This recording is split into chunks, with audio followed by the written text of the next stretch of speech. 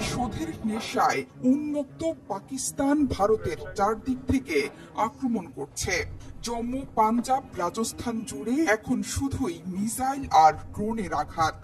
ভারতের চারদিকে মিসাইল ছুড়ে রীতিমতো অবরুদ্ধ করে ফেলেছে। তবে ভারতও সমান তালে এয়ার ডিফেন্স মিসাইল ছুড়ে জবাব দিচ্ছে বলে দাবি করছে।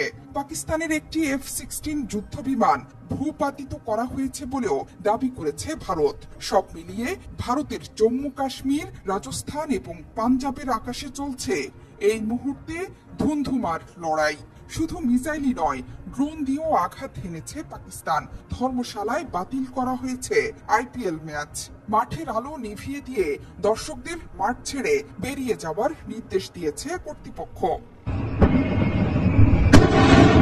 বৃহস্পতিবার রাত 9টার পর থেকে এসব মিসাইল একের পর এক আঘাত হানছে জম্মু এবং কাশ্মীরে। টানা বিস্ফোরণে চারদিকে ছুটোছুটি শুরু করে স্থানীয়রা।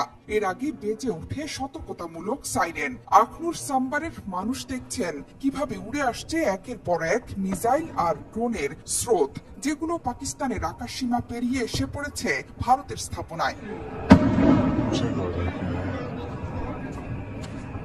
এসব এলাকা পুরোপুরি ব্ল্যাক আউট করে দেওয়া হয়েছে।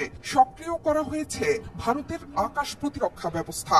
যদিও এরই মধ্যে পাকিস্তানের একটি F-16 ফাইটার জেট ভূপাতিত করার দাবি করেছে ভারতীয় গণমাধ্যম ইন্ডিয়া টুডে। গণমাধ্যমগুলো বলছে পাকিস্তান মোট 8টি ক্ষেপণাস্ত্র ভারতের দিকে ছুড়েছে। লক্ষ্যবস্তু জম্মু বিমানবন্দর, সাম্বা, আরিসপুরা, আরিনা এবং আশপাশের এলাকা। আকাশ প্রতিরক্ষা ব্যবস্থা S-400 দিয়ে এই ক্ষেপণাস্ত্রগুলো প্রতিহত করা হয়েছে বলে দাবি করছে ভারত। এর মধ্যে জম্মু বিশ্ববিদ্যালয়ের সামনেও দুটো পাকিস্তানি ড্রোন গুলি করে ভূপাতিত করা হয়েছে। বন্ধ আছে মোবাইল নেটওয়ার্ক।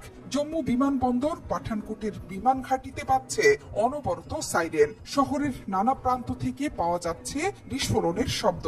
একটি ড্রোন আঘাত এনেছে জম্মু বিমান ঘাঁটিতেও। সর্বোচ্চ সতর্কতা জারি হয়েছে শ্রীনগর বিমান ঘাঁটিতে। উত্তরাখণ্ডেও আঘাত এনেছে পাকিস্তানের মিসাইল ব্যারেজ।